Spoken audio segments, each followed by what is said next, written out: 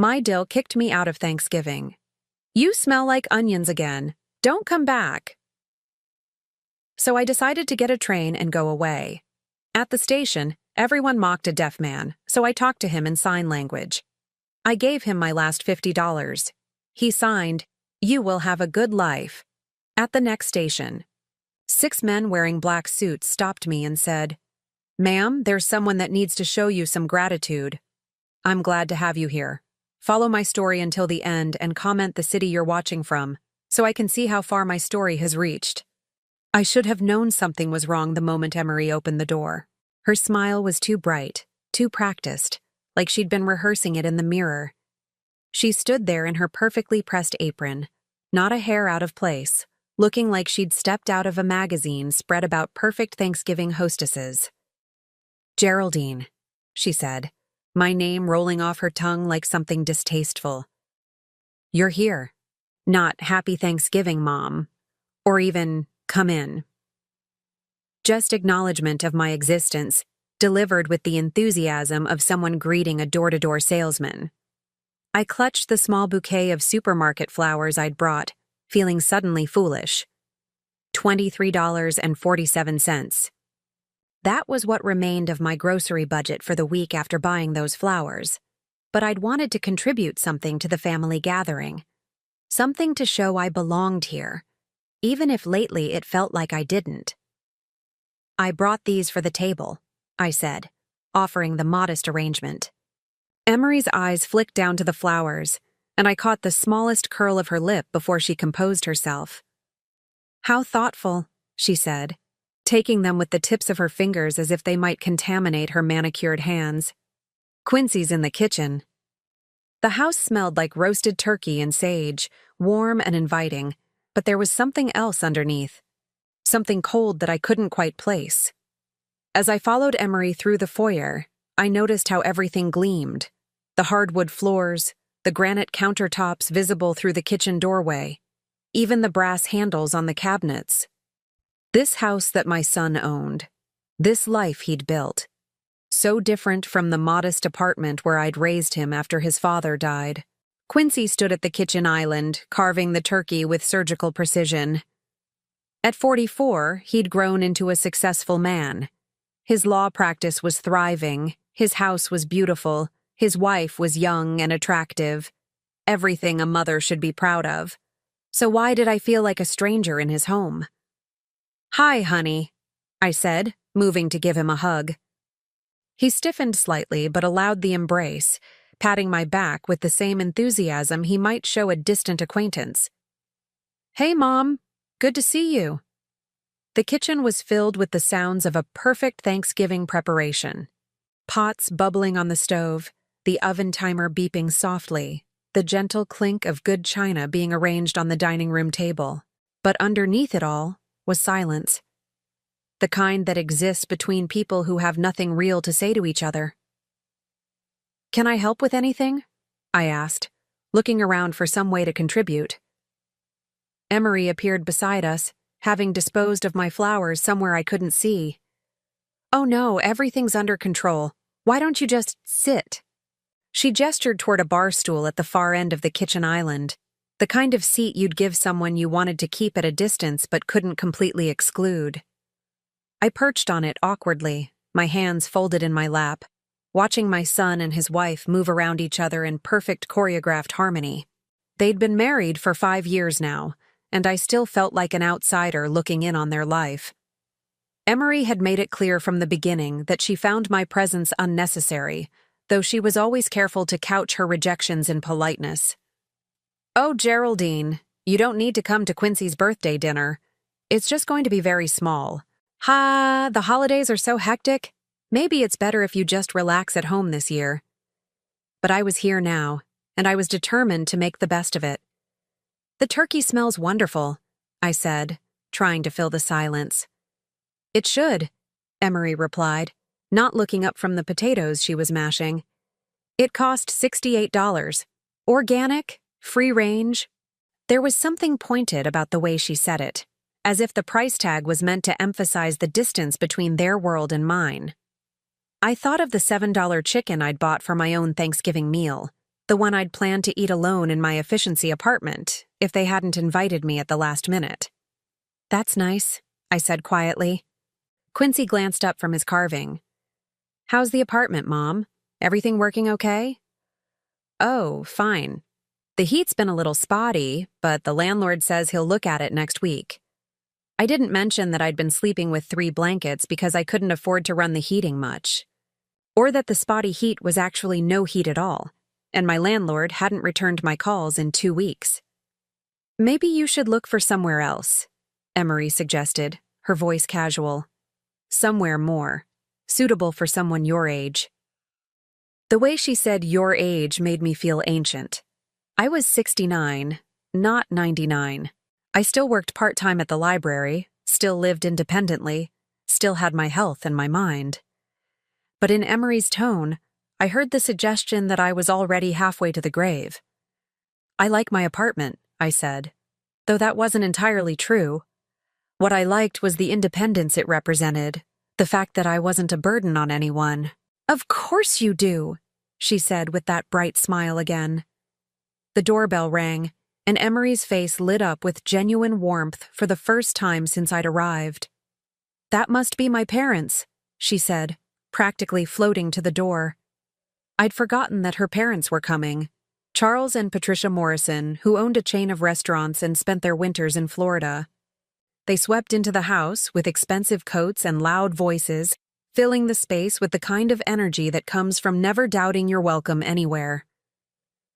"Emery, darling," Patricia said, air-kissing her daughter while somehow managing to embrace Quincy at the same time. "The house looks absolutely divine." Charles was already admiring something about the renovated kitchen, asking Quincy about the contractor and the cost of the marble countertops. These were people who belonged in this house, who fit seamlessly into this life my son had built. I remained perched on my bar stool, watching as the real family gathered, feeling more invisible by the moment. "Mom," Quincy said, suddenly remembering I existed, "you remember Emery's parents." "Of course," I said, standing to offer a polite greeting. "How nice to see you again." Patricia turned to me with the kind of smile people reserve for elderly relatives they see once a year and immediately forget. "Geraldine, wasn't it? How lovely. You look, well," the pause before "well" said everything. I was wearing my best dress, the navy blue one I'd bought at a thrift store 3 years ago for church. But next to Patricia's designer outfit, I felt shabby. I could smell the department store perfume she wore, something expensive and floral, and became conscious of my own scent. Soap and the faint smell of onions from the chopping I'd done for my neighbor that morning to earn a few extra dollars. Dinner was announced, and we moved to the dining room. The table was set for 6, with beautiful china and crystal glasses that caught the light from the chandelier overhead. I found myself seated at the far end, between Charles and an empty chair that would have been for Emery's sister if she hadn't canceled at the last minute. The conversation flowed around me like water around a stone.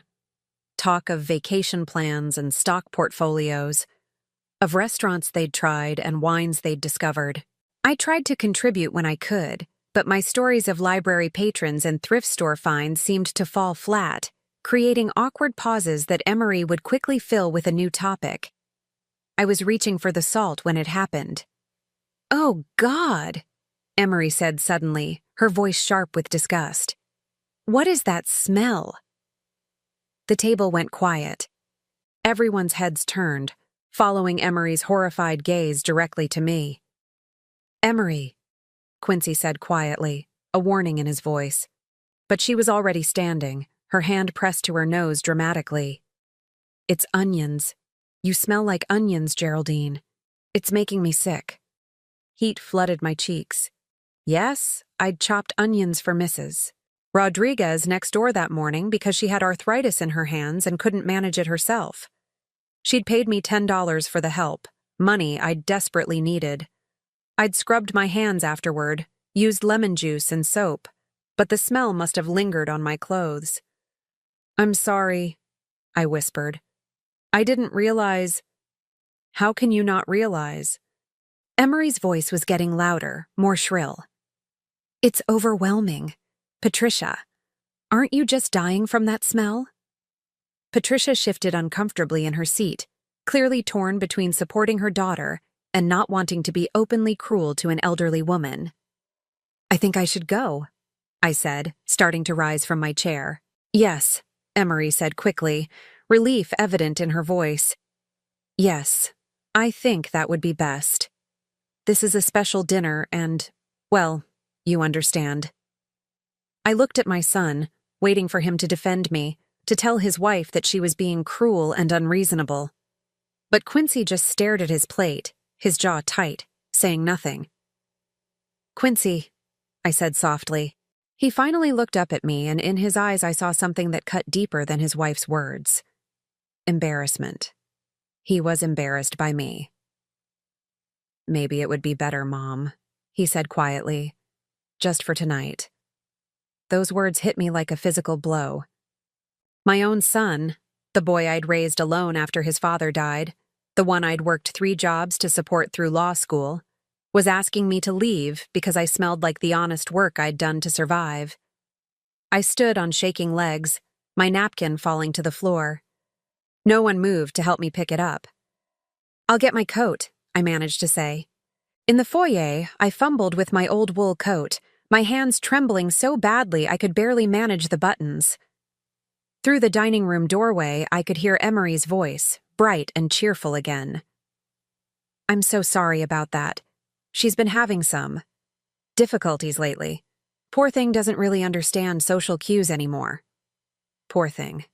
As if I were some addled old woman who couldn't take care of herself, instead of someone who'd sacrificed everything for the son who now sat silent while his wife humiliated me. I let myself out without saying goodbye. The November air hit my face like a slap, but I welcomed its honesty after the poisonous warmth inside. In my car, I sat with my hands on the steering wheel, trying to catch my breath. $50.37. That was all I had in my purse until my Social Security check came next week. Enough for gas and maybe a small dinner somewhere, but not enough for much else. I pulled out of the driveway and drove toward downtown, not really knowing where I was going. The radio was playing soft jazz, and the city lights blurred through my tears. For the first time in my life, I had nowhere to go for Thanksgiving. The train station appeared ahead of me, its old brick facade lit up against the darkening sky. Without really deciding to, I pulled into the parking lot and sat there, watching people hurry in and out with suitcases and purpose. Maybe it was time to just go somewhere. Anywhere. Leave this city where my son lived his perfect life without room for his embarrassing mother. I had $50 and a credit card with maybe $200 of room left on it.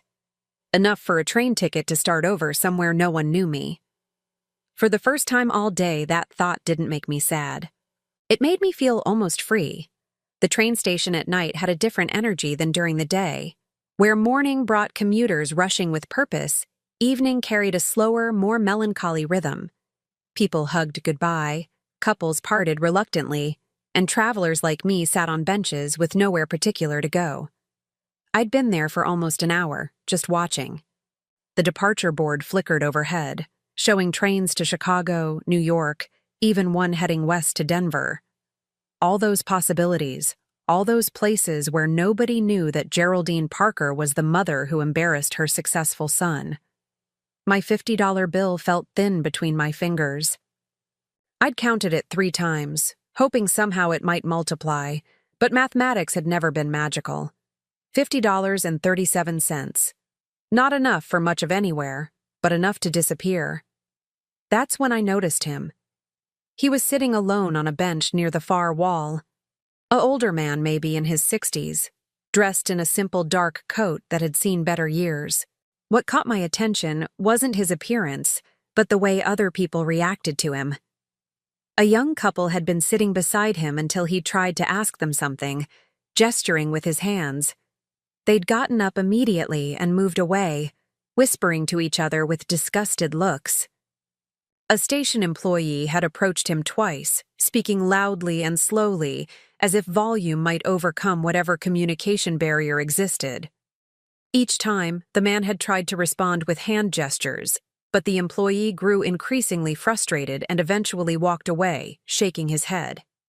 I watched as a group of teenagers noticed him signing to himself, apparently talking through some internal conversation. They started mimicking his hand movements, exaggerating the gestures and laughing. Their cruel performance drew attention from other waiting passengers, who either joined in the amusement or stared with uncomfortable fascination. The man seemed to shrink into himself, his hands dropping to his lap as he became aware of the mockery. His shoulders curved inward, and even from across the waiting area, I could see the resignation in his posture. He was used to this. Used to being treated like entertainment or an inconvenience. Something hot and familiar stirred in my chest. It was the same feeling I'd had watching neighborhood kids tease Mrs. Patterson when I was 25 and newly widowed. She'd lived in the apartment next to mine, a deaf woman in her 70s who'd never learned to speak clearly. The children would shout at her and laugh when she couldn't understand, making cruel jokes about her voice when she tried to respond. I'd been the one to finally step in then, asking Mrs. Patterson to teach me sign language so I could help her communicate with landlords, doctors, and store clerks who didn't have patience for written notes. We'd spent hours together over the course of 2 years, until she moved to live with her sister in Oregon. Those lessons had been a bright spot during the darkest period of my life, when I was struggling to raise Quincy alone and feeling overwhelmed by everything. I hadn't used sign language in decades, but watching this man's humiliation brought it rushing back. Without really deciding to, I stood up and walked across the waiting area. The teenagers scattered as I approached, probably sensing they were about to be scolded by someone's grandmother. The man looked up as I sat down beside him, wariness in his dark eyes. I lifted my hand slowly and signed, "Are you okay?" The change in his expression was immediate and profound. His eyes widened, then filled with something that might have been relief or gratitude, or both. He straightened in his seat, no longer trying to make himself invisible. "You know sign?" He signed back, his movements quick and fluid, much more confident than my rusty attempts. "A little," I replied, struggling to remember the right hand shapes. People were being unkind. "I'm sorry." He waved away my apology with a graceful gesture. "I'm used to it. Thank you for noticing, though. Not many people do." We sat in comfortable silence for a moment, and I found myself studying his face. There was something dignified about him, despite his simple clothes and the way others had treated him. His hands were clean and well cared for, his posture straight now that he didn't feel under attack. He carried himself like someone accustomed to respect, even if he wasn't receiving it tonight. "Are you traveling?" I asked. "Supposed to be," he signed, then paused. "But I think I lost my wallet. Had my ticket, my identification, everything." My heart sank for him. Being stranded was bad enough when you could easily communicate with station personnel. For someone who couldn't hear and relied on sign language, it would be nearly impossible to get help from anyone here. "Did you check the lost and found?" He nodded, looking discouraged. The clerk couldn't understand what I was looking for. He kept talking louder, as if that would help. His hands moved with a touch of bitter humor. Amazing how many people think deafness is actually a volume problem. I found myself smiling at that, which seemed to surprise him. "Where were you trying to go?" I asked. "Baltimore. I have family there." He paused, seeming to debate something with himself. "I'm supposed to be at work tomorrow, but I guess that's not happening now." "What kind of work do you do?" His hands hesitated, then he signed simply, "Medical field, but it's not important now." There was something he wasn't telling me, but I didn't press. We all had our private troubles. I looked around the station, at all the people rushing past without a second glance at this man who was stuck. The departure board showed a train to Baltimore leaving in 45 minutes. According to the price display, a one-way ticket cost $43. I had $50.37. "What if I bought your ticket?" I heard myself asking. His hands went still. I couldn't ask you to do that. You didn't ask. I'm offering. You don't even know me. I thought about that for a moment. I know you're stranded and need help. I know people were treating you badly and you didn't respond with anger. That tells me enough. He studied my face intently as if trying to read something there. Why would you help a stranger? The question caught me off guard. Why was I willing to give away almost all the money I had to someone I'd just met? Maybe it was because I'd been shown so little kindness myself today. Maybe it was because helping Mrs. Patterson had been one of the few times in my life I'd felt truly useful. Or maybe it was simply because doing something good felt better than sitting alone feeling sorry for myself. Because you need help, and I can provide it, I signed. It's that simple. He was quiet for a long moment, his hands folded in his lap. When he finally looked up, his eyes were bright with unshed tears. That would mean everything to me, he signed. But I don't know how I could repay you. You don't need to repay me. I stood up and walked to the ticket counter, my heart pounding. $43 would leave me with $7.37. Not enough to buy a ticket anywhere myself. Barely enough for a meal. But seeing the relief and gratitude in his expression had been worth more than money. The ticket agent, a tired-looking woman in her 40s, barely looked up as she processed the purchase. Next train to Baltimore departs platform 3 in 40 minutes, she said, sliding the ticket across the counter. When I returned to the bench, he was standing, ready to go. I handed him the ticket, and he stared at it for a moment as if he couldn't quite believe it was real. Thank you, he signed, but the simple words seemed inadequate for what he was feeling. Travel safely, I replied. He hesitated, then reached into his coat pocket and pulled out a business card. It was plain white with just a phone number printed on it, no name or company. He pressed it into my hand. If you ever need anything, he signed, call this number. Tell them Samuel sent you. Samuel? I repeated, trying to remember the sign for his name. He showed me, spelling it out with finger letters, then making a quick gestural sign that looked like he was drawing something in the air. What will I tell them you did for me? I asked. His hands moved slowly, thoughtfully. Tell them you showed kindness to a stranger when no one else would. They'll understand. There was something significant about the way he said it, as if this card and this number meant more than they appeared to. But before I could ask, the announcement came over the loudspeaker for final boarding to Baltimore. That's my train, he signed. Go, I urged him. Don't miss it. He picked up a small canvas bag I hadn't noticed before and slung it over his shoulder. As he started to walk away, he turned back one more time. You will have a good life, he signed, the movements deliberate and precise. It didn't feel like a casual wish or empty platitude. It felt like a promise. Then he disappeared into the crowd heading toward platform 3. I sat back down on the bench, the business card still warm in my palm. Around me, the station continued its evening rhythm, but something had shifted. The emptiness I'd felt leaving my son's house had been replaced by something else. Not happiness exactly, but a sense of having done something meaningful. $7.37. I counted the remaining money in my purse and laughed quietly to myself. I'd given away most of what I had to a complete stranger, and somehow I felt richer than I had all day. The card was plain and unremarkable, but I slipped it carefully into my wallet next to my driver's license. Samuel had said to call if I ever needed anything, but what could a deaf man with no wallet possibly do to help someone like me? Still, there had been something in his manner, in the way he'd signed that final promise, that made me think there was more to Samuel than met the eye. I looked up at the departure board again. The train to Baltimore was probably pulling out of the station now, carrying Samuel toward whatever family was waiting for him.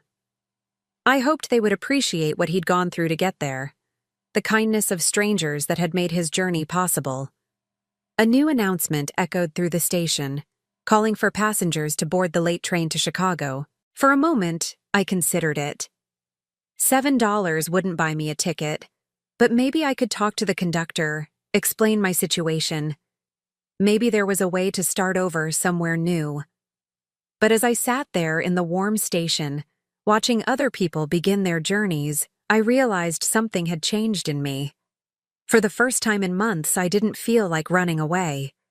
I felt like someone who had something valuable to offer the world, even if my own family couldn't see it. I stood up, gathered my coat, and walked toward the exit. Outside, the November air was still cold, but it no longer felt like a slap. It felt like a fresh start. The business card pressed against my fingers through my wallet as I walked to my car. Samuel had disappeared into the night, but he'd left me with something unexpected. Not just a mysterious phone number, but a reminder that there were still people in the world who recognized genuine kindness when they saw it. And somehow, that felt like the beginning of something important. I made it exactly 3 blocks from the train station before they found me. 6 men in identical black suits materialized from the shadows like something out of a movie. They moved with the kind of coordinated precision that spoke of military training or law enforcement, forming a loose circle around my old Honda as I sat at a red light. My first instinct was panic. In my neighborhood, well-dressed men approaching your car at night usually meant trouble of the expensive kind.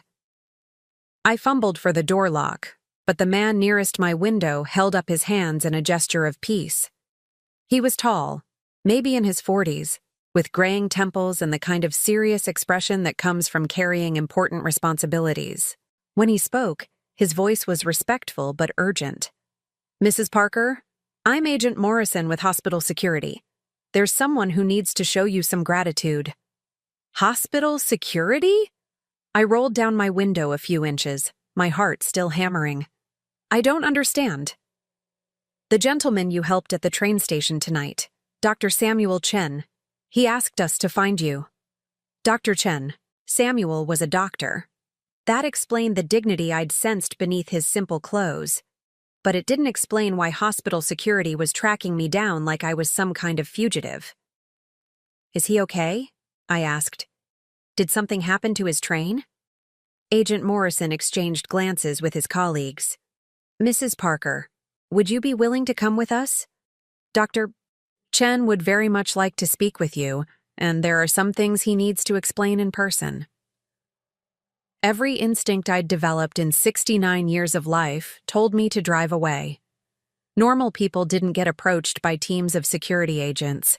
Normal good deeds didn't result in mysterious summons in the middle of the night. But nothing about this evening had been normal, starting with my own son asking me to leave his Thanksgiving table. And something in Agent Morrison's manner convinced me that whatever this was about, it wasn't dangerous. At least not to me. "Where is Dr. Chen?" I asked. "St. Mary's Hospital, about 15 minutes from here." I thought of my empty apartment, of the $7.37 in my purse, of the humiliation still burning in my chest from dinner. What did I have to lose? "I'll follow you," I said. The convoy of black SUVs that escorted me through the city was both ridiculous and oddly comforting. Whatever Samuel had gotten himself into, it was clearly serious enough to warrant this level of security.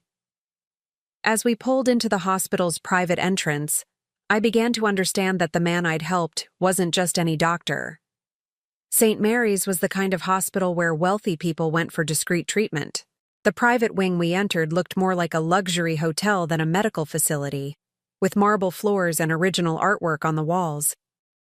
Agent Morrison guided me through corridors that smelled of expensive disinfectant and privilege.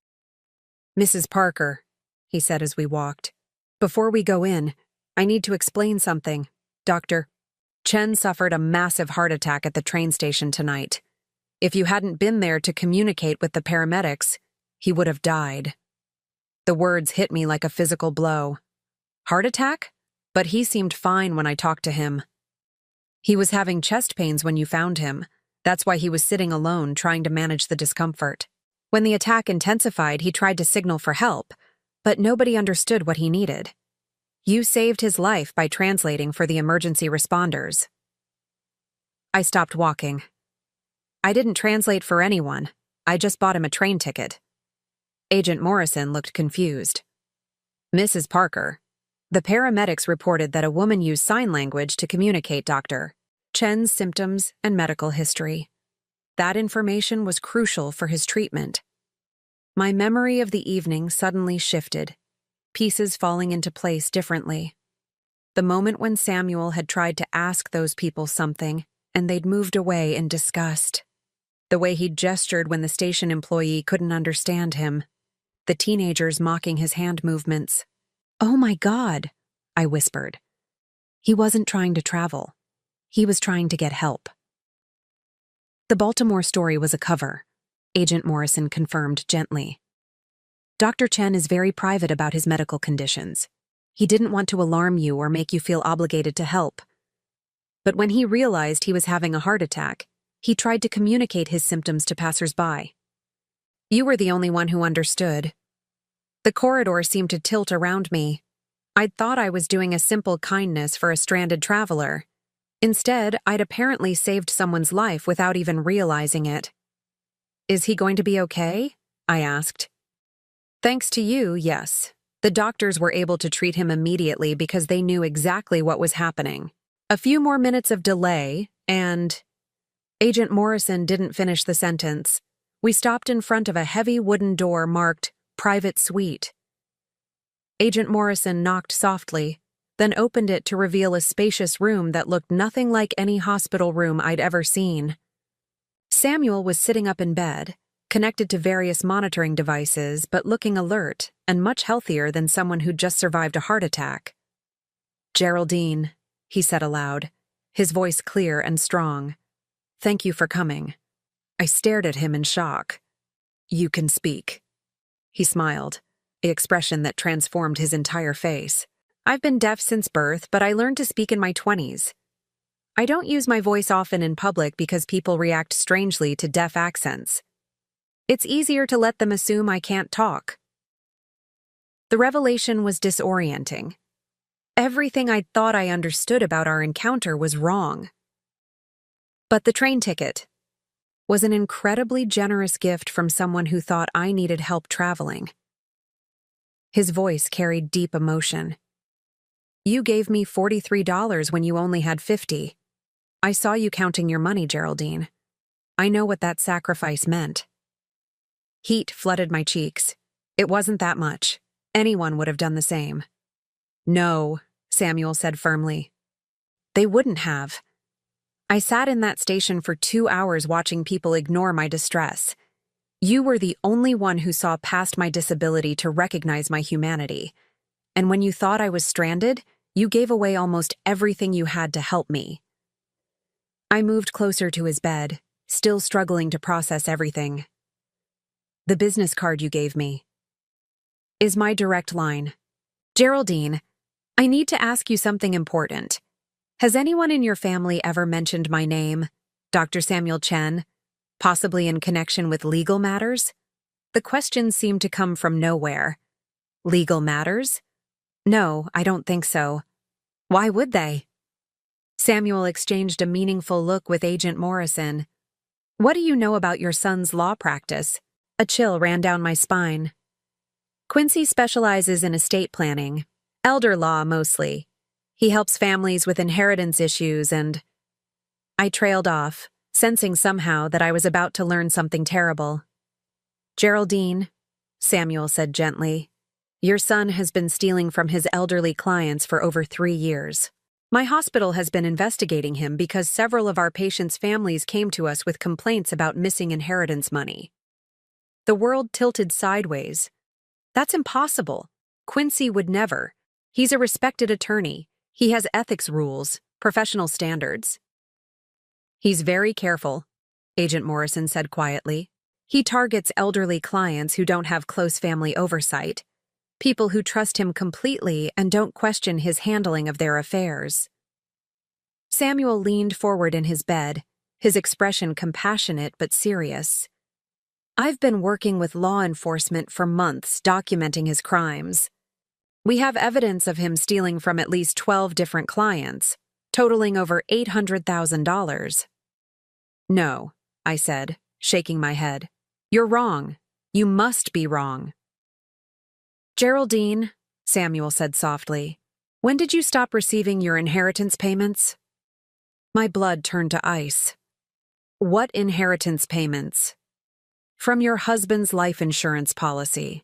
Robert Parker had a substantial term life policy that was set up to provide monthly payments to you for 20 years after his death. Those payments should have continued until 2015. I sank into the chair beside his bed, my legs no longer able to support me. I never received any inheritance payments. Robert's policy barely covered his funeral expenses. Samuel's face was grave. According to the insurance company's records, monthly payments of $1,400 have been going to an account managed by Quincy Parker, acting as your financial guardian, since 2003. $1,400 every month, for 20 years. The numbers swam in my head, too large and terrible to comprehend. $340,000. Money that should have kept me comfortable, that should have meant I never had to choose between heat and groceries, never had to chop onions for neighbors to earn $10. That's impossible, I whispered. I would have known. There would have been paperwork. Your son filed guardianship papers after your husband died, Agent Morrison explained. He claimed you were suffering from grief-related depression and couldn't manage your own finances. The insurance company sent all correspondence directly to him.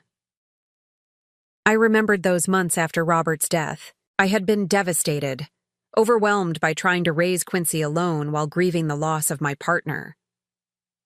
Quincy had been 16, old enough to help with some arrangements, but young enough to need guidance. I'd been grateful when he'd taken initiative with some of the legal paperwork, proud of how mature and responsible he was being. He'd stolen from me for 20 years. Started when he was still in high school, continued through college, law school, his wedding, his entire adult life. Every time I'd struggled to pay rent, every time I'd apologized for not being able to help him financially, he'd been living off money that belonged to me. The insurance company tried to contact you several times over the years when payments were missed or delayed, Samuel continued, but Quincy intercepted all the correspondence.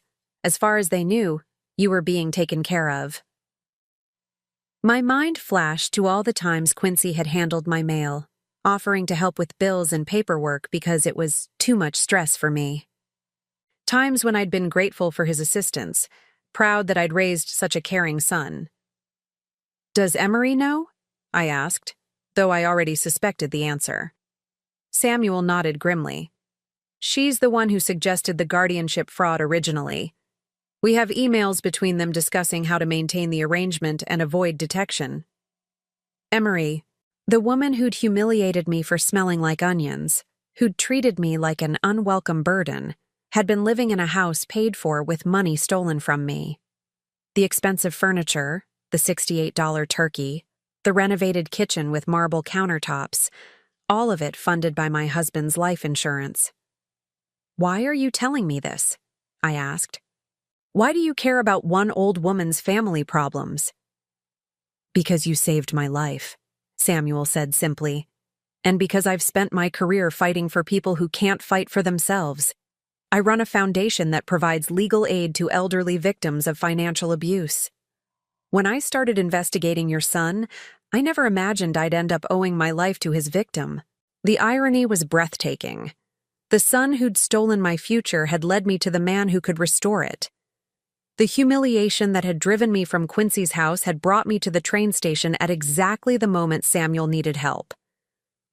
What happens now? I asked. Now we give you back what was stolen, Samuel said, and we make sure your son faces consequences for what he's done. Agent Morrison pulled out a thick folder.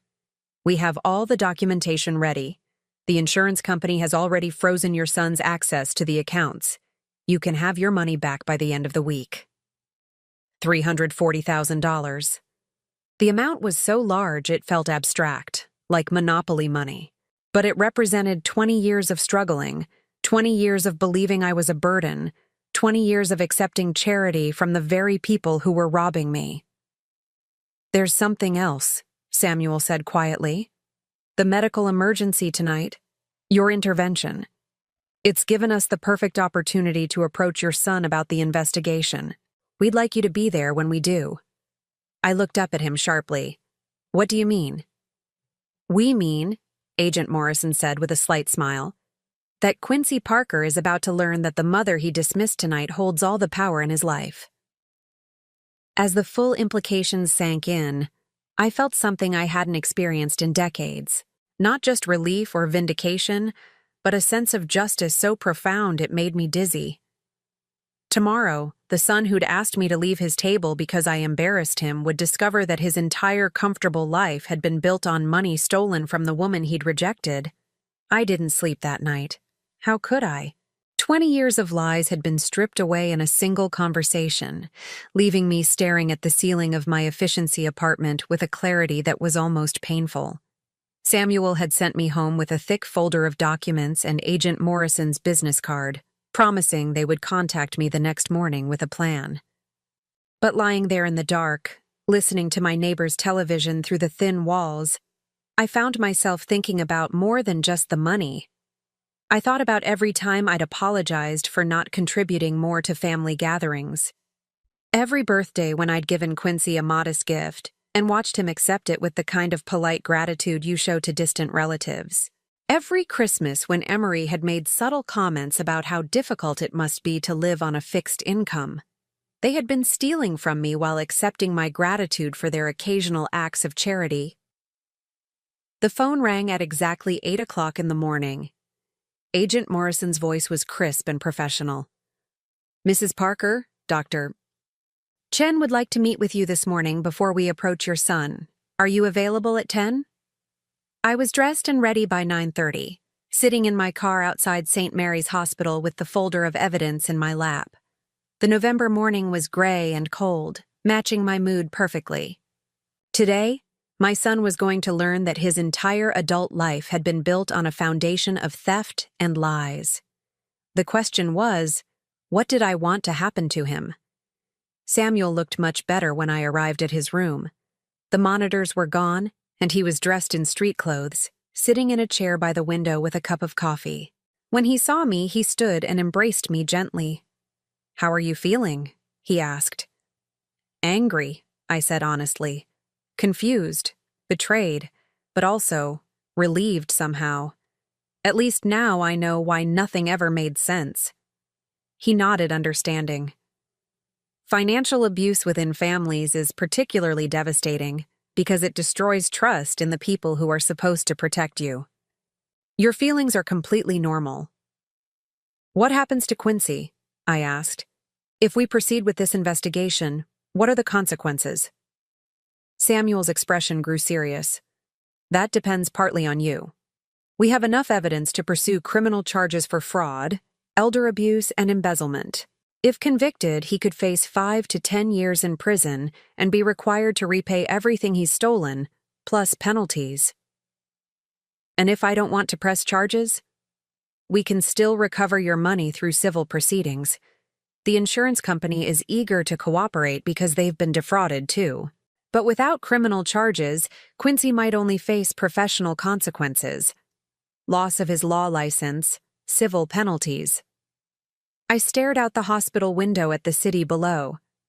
Somewhere out there, my son was probably having his morning coffee, preparing for another day of practicing law, completely unaware that his world was about to collapse.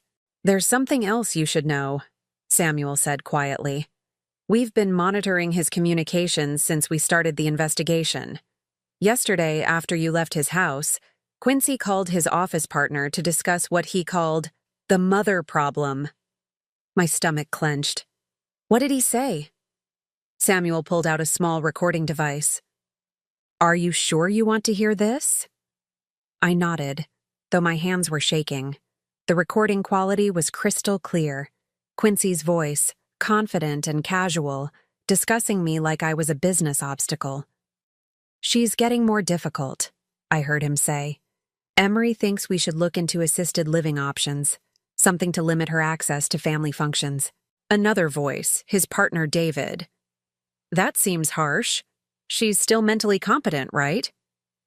Physically, yes, but she's becoming an embarrassment. Did you see how she showed up to Thanksgiving? She smelled like she'd been working in a restaurant kitchen.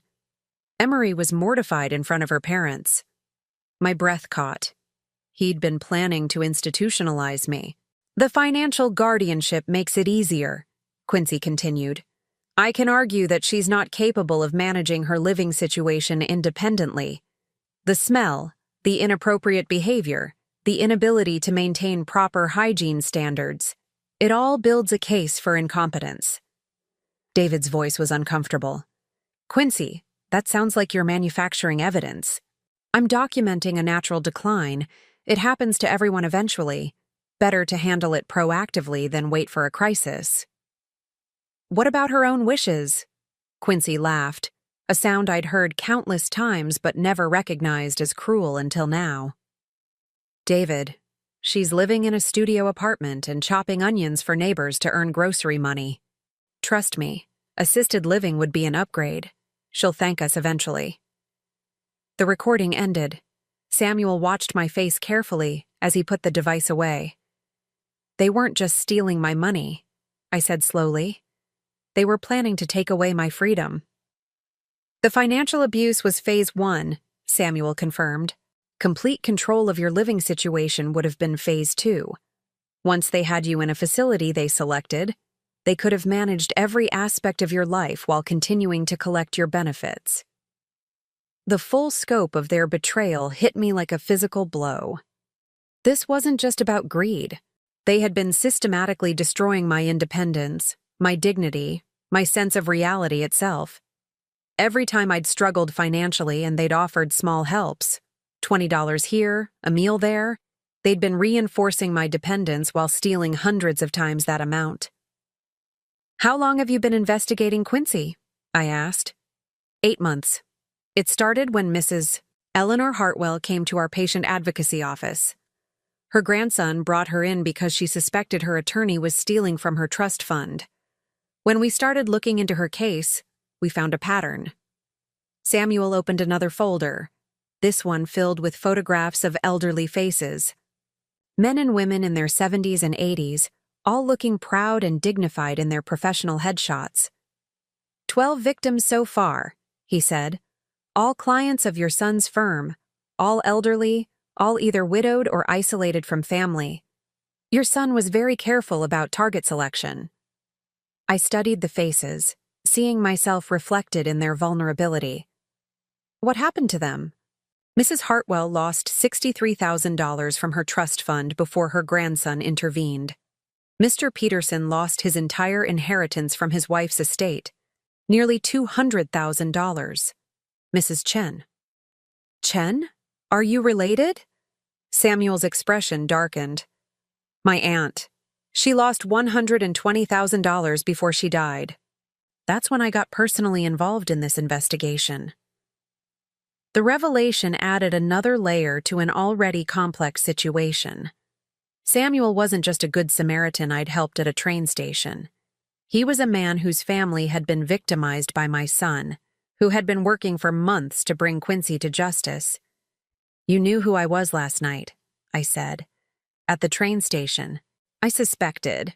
When you told me your last name was Parker, it seemed too coincidental, but I wasn't certain until Agent Morrison confirmed your identity. So when you said I would have a good life, I meant it. Your son's crimes were about to be exposed whether we'd met or not. You saved my life, Geraldine. The least I could do was make sure justice included you. A knock at the door interrupted us. Agent Morrison entered, followed by a woman in an expensive suit carrying a briefcase. Mrs. Parker, Agent Morrison said. This is Attorney General Richards. She's here to discuss your options. Out? Attorney General Richards was probably in her 50s, with the kind of authoritative presence that came from years of prosecuting difficult cases. She shook my hand firmly and sat down across from me. Mrs. Parker, I want you to know that what happened to you represents one of the most extensive cases of familial financial abuse we've seen. Your son didn't just steal money.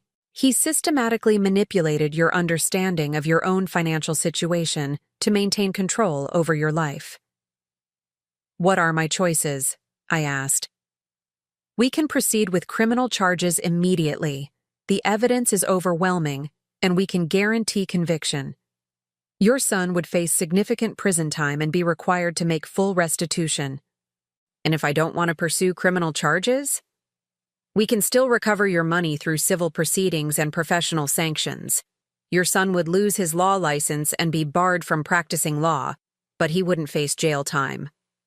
I thought about the recording, about Quincy's casual discussion of putting me in assisted living against my will, about Emery's cruel smile as she humiliated me in front of her parents, about 20 years of believing I was a burden when I was actually being robbed.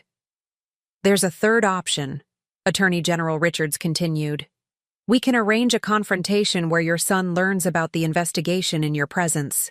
Sometimes seeing the human cost of their crimes helps defendants understand the gravity of their actions.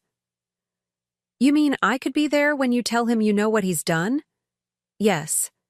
Dr. Chen suggested it might provide some closure for you to see your son's reaction when he learns his crimes have been discovered.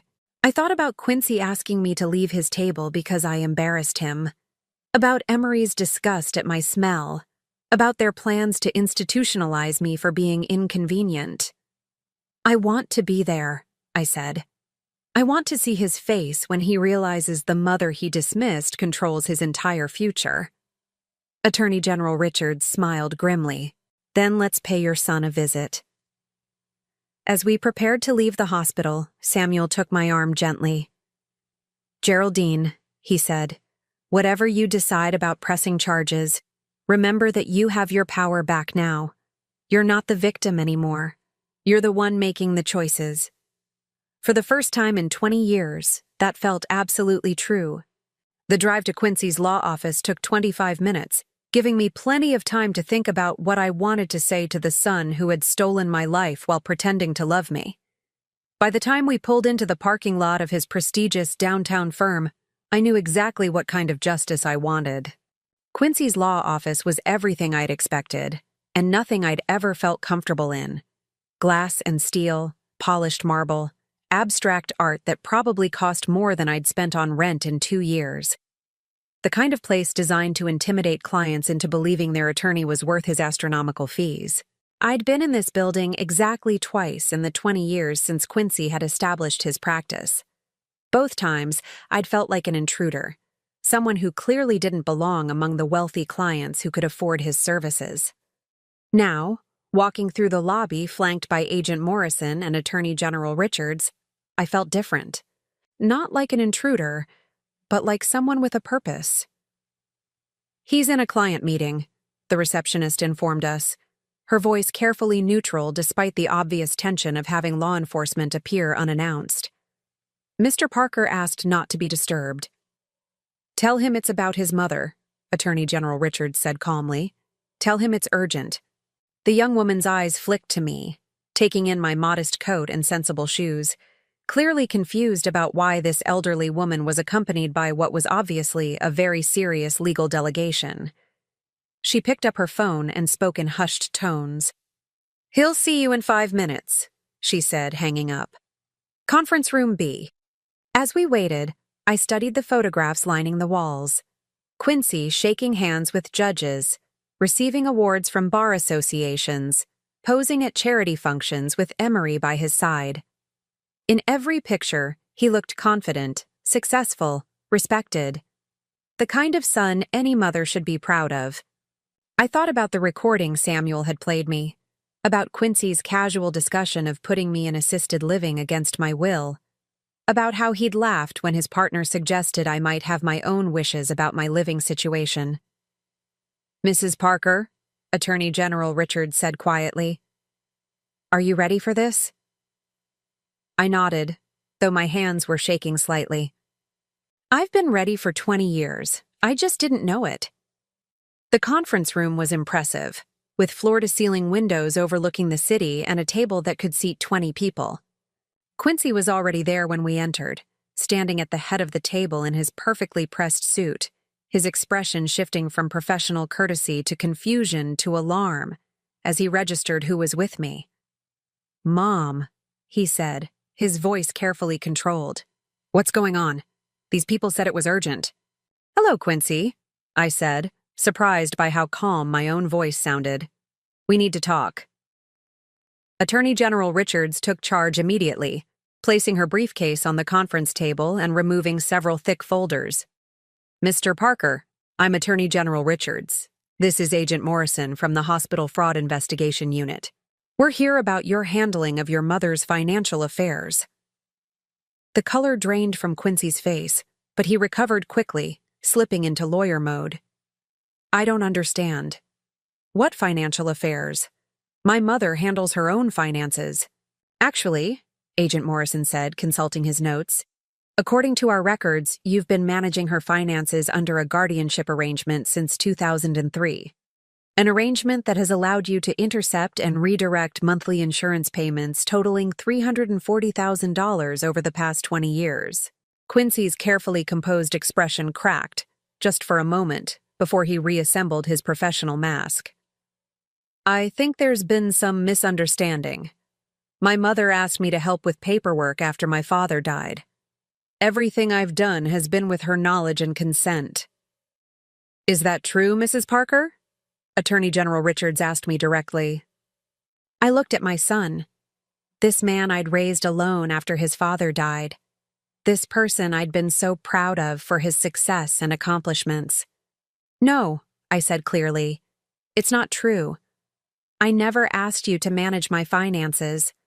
I never knew there were any insurance payments. I never knew about any guardianship arrangement. Quincy turned to me, his eyes flashing with something between anger and desperation. Mom, you were grieving. You couldn't handle the paperwork. I was trying to help you. By stealing from me? The word hung in the air like an accusation that could never be taken back. Quincy flinched as if I'd slapped him. I didn't steal anything, he said, his voice rising slightly. I invested your money. I've been managing it responsibly. You think that little apartment you live in is cheap? You think your bills pay themselves? I've been supplementing your income for years. The audacity of it took my breath away. He was actually trying to make me grateful for his theft, pretending that his occasional $20 handouts were acts of generosity rather than crumbs from my own stolen inheritance. Supplementing my income with my own money, I said. Money that belonged to me from the beginning. Agent Morrison spread documents across the table. Mr. Parker, we have bank records showing monthly deposits of $1,400 from Hartwell Insurance Company into accounts controlled by you. We have correspondence showing that these payments were designated for your mother's care and maintenance. We have evidence that she received none of these funds. Quincy stared at the papers, his jaw working silently. I could see him calculating, trying to find a legal angle, some way to make this disappear. There are also the other clients, Attorney General Richards continued. Mrs. Eleanor Hartwell, Mr. James Peterson, Mrs. Linda Chen. 12 elderly clients whose trust funds and inheritances you've systematically depleted over the past 3 years. Alt! That's completely different, Quincy snapped. Those are complex estate management situations. You can't just look at numbers on a page and assume. We can, when the numbers show consistent patterns of unauthorized withdrawals and fabricated expenses, Agent Morrison interrupted. We've been building this case for 8 months, Mr. Parker. We have everything. I watched my son's face as the reality of his situation sank in. The confident attorney disappeared, replaced by someone who looked suddenly young and frightened. For a moment, I almost felt sorry for him. Then I remembered the recording. Quincy, I said quietly, yesterday at dinner, after you asked me to leave because I embarrassed you, what did you do? He looked confused by the change of topic. What do you mean? Did you call your office? Did you talk to David about me? The confusion in his eyes shifted to wariness, then to something approaching panic. How do you know about that? Attorney General Richards pulled out the small recording device. Would you like to hear it? No, Quincy said quickly. You can't use that. Attorney-client privilege. Your partner isn't your client, Mr. Parker. and discussing plans to institutionalize your mother against her will isn't protected communication." She pressed play. My son's voice filled the conference room, casual and confident as he discussed my supposed decline, my embarrassing behavior, the need to manage the mother problem by putting me in assisted living. His laughter when his partner suggested I might have my own wishes about my living situation. As the recording played, I watched Quincy's expression change from defiance to horror to resignation. He knew he was caught, not just in financial fraud, but in his complete disregard for my humanity. When the recording ended, the silence stretched until it became unbearable. "Mom," Quincy said finally, his voice small, "I can explain." "Explain what?" I asked. "Explain how you've been stealing from me since you were 16? Explain how you plan to put me in a facility against my will? Explain how you laughed about my wishes not mattering? I was trying to take care of you. By taking away my freedom? By making me think I was a burden when you were living off money that belonged to me?" Quincy's composure finally cracked completely. "Do you have any idea how hard it's been? Having a mother who works part-time at a library, who lives in a studio apartment, who shows up to family dinners smelling like other people's kitchens? Do you know what that's like for someone in my position?" The honesty was more devastating than any lie could have been. This wasn't about protecting me or helping me. This was about his embarrassment at having a mother who didn't fit his image of success. "You could have helped me with the money that was already mine," I said. "You could have made sure I lived comfortably instead of stealing from me and then being ashamed of the poverty you created." "I didn't create anything," Quincy shot back, his anger overriding his judgment. "You chose to live like that. Even with the money I was managing, you could have asked for more help. You could have lived better." "Asked who? You never told me there was money to ask for." Attorney General Richards stood up. "Mr. Parker, you have two choices. You can cooperate with this investigation and work toward a settlement that includes full restitution and professional sanctions, or we can proceed directly to criminal charges for elder abuse, fraud, and embezzlement." Quincy looked at her, then at Agent Morrison, then at me. For the first time in my adult life, I saw my son not as the successful attorney or the ungrateful child, but as what he really was, a weak man who had built his life on theft and lies. "What do you want from me?" he asked, and I wasn't sure if he was talking to the investigators or to me.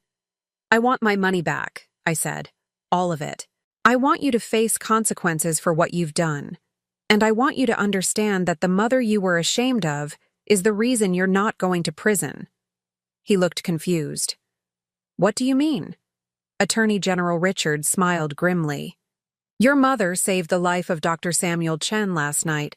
Dr. Chen runs the foundation that's been investigating your crimes. Because of her actions, he's recommended that we offer you a plea agreement instead of pursuing maximum criminal penalties." The irony was so perfect it was almost funny. The same night Quincy had rejected me for embarrassing him, I had unknowingly saved the life of the man who could destroy his career. The kindness he found shameful had earned him the mercy he didn't deserve. "I don't understand," Quincy said weakly. "You don't have to understand," I replied, standing up from my chair. "You just have to live with the consequences of your choices." I looked at my son one last time, this man I had raised and loved and sacrificed for, who had repaid me with theft and betrayal and plans to steal my freedom. "Goodbye, Quincy," I said. "Don't contact me again." As I walked toward the door, I heard him call my name, his voice breaking. I didn't turn around. Some relationships, once broken by betrayal this profound, can never be repaired. And for the first time in my life, I was okay with that. 2 years later, I stood in the kitchen of my new apartment, making coffee and watching the sunrise through windows that faced east instead of the brick wall I'd stared at for so many years. The apartment had 2 bedrooms, central heating that worked, and a view of the park where I took my morning walks. The insurance settlement had been finalized within 6 weeks of the confrontation. $340,000, plus interest and penalties, had been transferred to accounts in my name only. Quincy had been disbarred and sentenced to 18 months in minimum security prison, followed by 5 years of probation and community service working with elderly fraud victims. Emery had filed for divorce before his sentencing hearing was even completed. I could have bought a house with the settlement money. I could have traveled the world, purchased a luxury car, or moved to Florida like so many people my age. Instead, I'd chosen to live simply and invest wisely, keeping enough to ensure my comfort while using the rest to make sure I never had to depend on anyone again. The phone rang as I was reading the morning paper, a luxury I'd never been able to afford when $50 had to last a week. "Good morning, Geraldine." Samuel's voice was warm and familiar. "How are you feeling today?" "Free," I said, the same answer I'd given him every time he'd asked that question for the past 2 years. Samuel and I had developed an unlikely friendship after the investigation concluded. He'd insisted on staying in touch, claiming that saving his life had created a bond between us that couldn't be broken by the resolution of legal proceedings. I suspected it was more than that. 2 people who had survived betrayal by people they'd trusted, who understood the particular kind of strength required to rebuild after profound loss. "Are you ready for today?" he asked. Today was special. Quincy was being released from prison, and according to the terms of his probation, he was required to attend a victim impact session where the people he'd stolen from could address him directly if they chose to. I was the only victim who had agreed to participate. "I'm ready," I said. "Are you coming?" "I'll be there. Moral support." The community center where the session was being held looked like countless other institutional buildings, bland, functional, designed to be as non-threatening as possible. I arrived early and sat in the parking lot for a few minutes, thinking about what I wanted to say to the son I hadn't spoken to in 2 years. I'd received letters from him during his incarceration. Not many, and I'd only read the first one. It had been filled with self-pity and justifications, complaints about prison conditions and protests that he'd been trying to help me all along. I'd stopped reading and donated the rest to the shredder, but I'd heard things through the small legal community Samuel moved in. Quincy had struggled in prison, finding it difficult to adjust to a world where his law degree and family connections meant nothing. He'd completed his GED teaching program and worked in the prison library, apparently discovering some capacity for honest work. Emery had remarried within a year of their divorce, to a plastic surgeon she'd met at a charity function. They'd moved to Phoenix, taking any connection to my former life with them. Samuel was waiting for me in the lobby of the community center, dressed in his usual understated way but carrying himself with the quiet authority I'd come to associate with him. We'd learned a lot about each other over the past 2 years. He was widowed, had no children, devoted most of his energy to his foundation and his medical practice. He'd become the closest thing I had to family, and I suspected I'd become the same for him. "How do you want to handle this?" he asked as we walked toward the conference room where the session would take place. "Honestly," I said, "I want to tell him the truth about what his choices cost. But I also want him to understand that I'm not angry anymore. I'm just done." The conference room was small and plain, with a circle of chairs arranged around a low table. Quincy was already there, sitting with his probation officer and a counselor from the Victim Services program. He looked older, thinner, wearing clothes that had clearly been purchased from a thrift store rather than a high-end department store.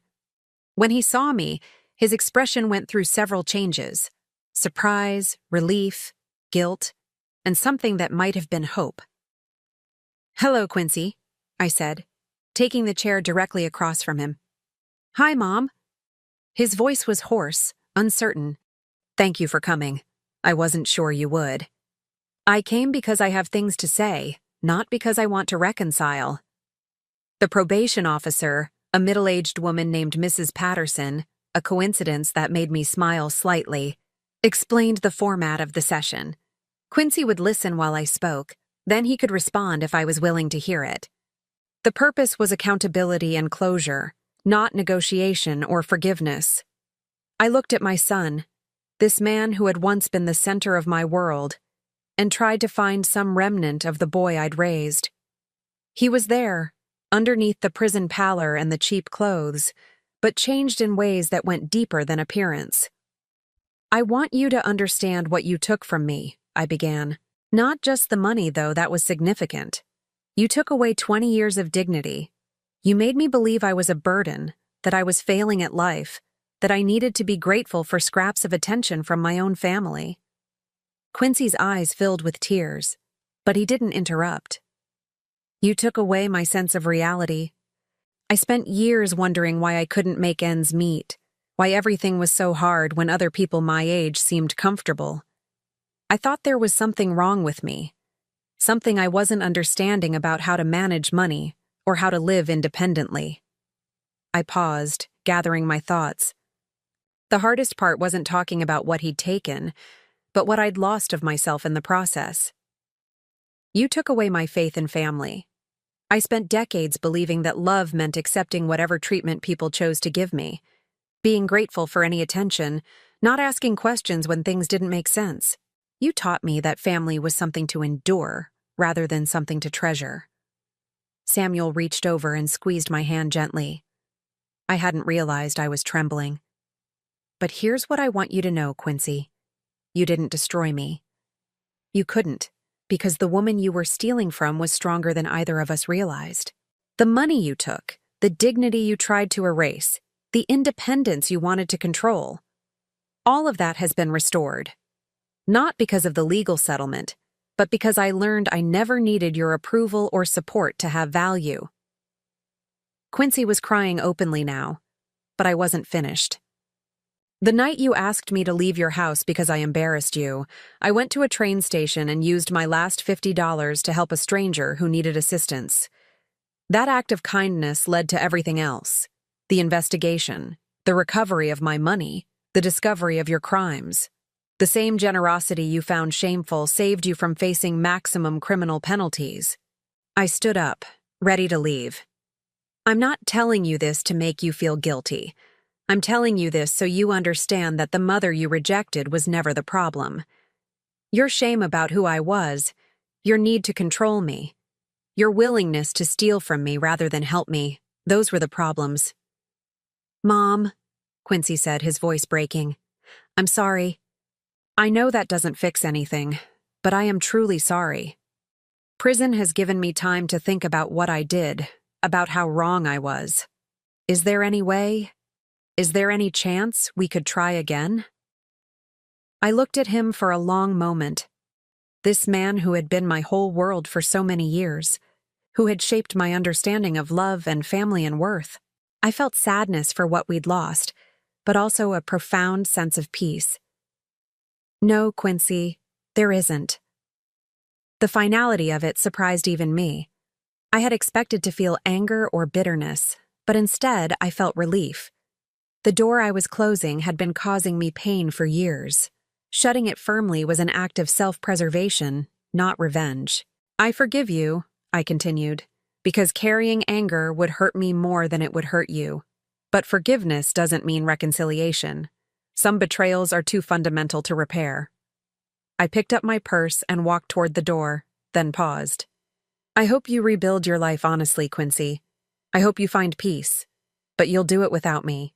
Samuel was waiting in the parking lot when I came out, leaning against his car with the kind of patient grace that had made him such an important presence in my new life. "How do you feel?"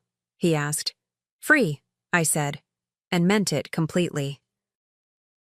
We drove to the park near my apartment, where we often walked on weekend mornings.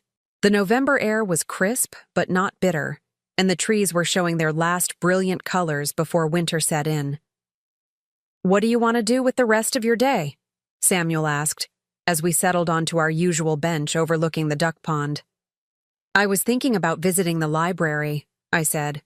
"I've been considering volunteering there, maybe helping with their literacy program." He smiled. "That sounds perfect." We sat in comfortable silence, watching families feed the ducks and children play on the nearby playground. For the first time in my adult life, I wasn't worried about money, or wondering if I belonged somewhere, or calculating how to make someone else happy at my own expense. I was simply present, simply myself, simply free. Samuel, I said, do you remember what you told me at the train station that night? You said I would have a good life. I remember. How did you know?